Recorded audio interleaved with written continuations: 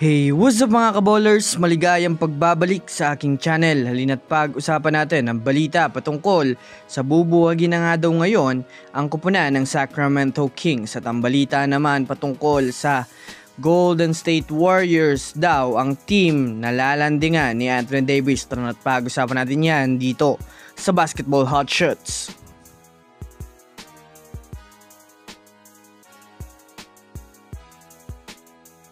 Una nga muna tayong dumako mga kaballers sa balita patungkol sa bubuwagin na nga daw ang Sacramento Kings.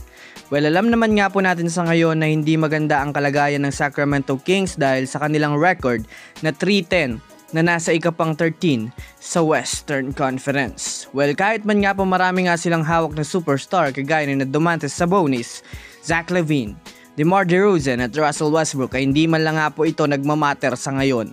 Dahil nga po sa hindi makaangat ang kanilang team ngayon, kakailanganin nga ng Kings na gumawa ng move upang magkaroon sila ng improvement.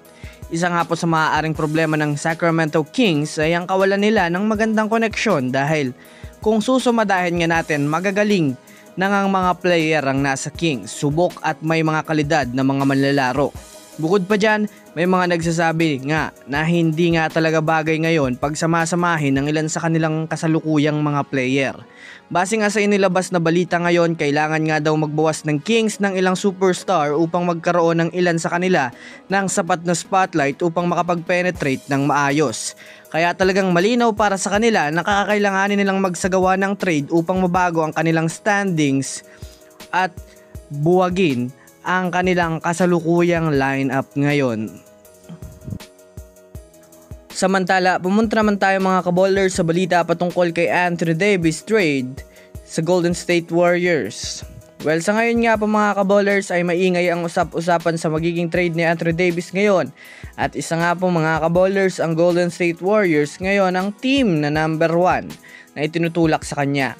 Alam naman nga natin na iba na nga po ang sistema ng Dallas Mavericks ngayon dahil si Mark Cuban na nga ulit mga kaballers ang masusunod at gagawa ng lineup para sa Mavericks.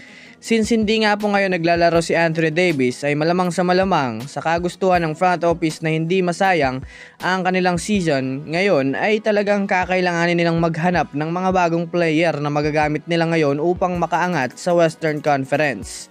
Kumbaga, dahil nga po sa hindi nakakapaglaro si Anthony Davis dahil sa injury, in short hindi napapakinabangan, ay literal na masasabi nating mataas ang porsyento na i-trade na siya ng Dallas Mavericks. Kaya naman dito na nga po papasok ngayon sa team ng Golden State Warriors itong si Anthony Davis na alam nating kapag nangyari ito ay talagang masasabi natin na magiging win-win situation mga kaballers. At kung susumadahin pa natin, hindi rin naman nagmamatter na sa Dallas ngayon na magkaroon ng ilang mga superstar dahil sa marami nga silang player ngayon na nai-injury at hindi napapakinabangan. Kaya yan mga kaballers, mukhang napakalaki ng magiging impact sa liga kapag napunta itong si Anthony Davis sa Golden State Warriors. So yun lamang mga kaballers, yun lang na muna ang ating pag-uusapan sa ngayon. Pindutin na ang subscribe and hit nyo na rin ang notification bell para sa mga susunod na updates sa mundo ng basketball. Again, this is Basketball Hot Shots.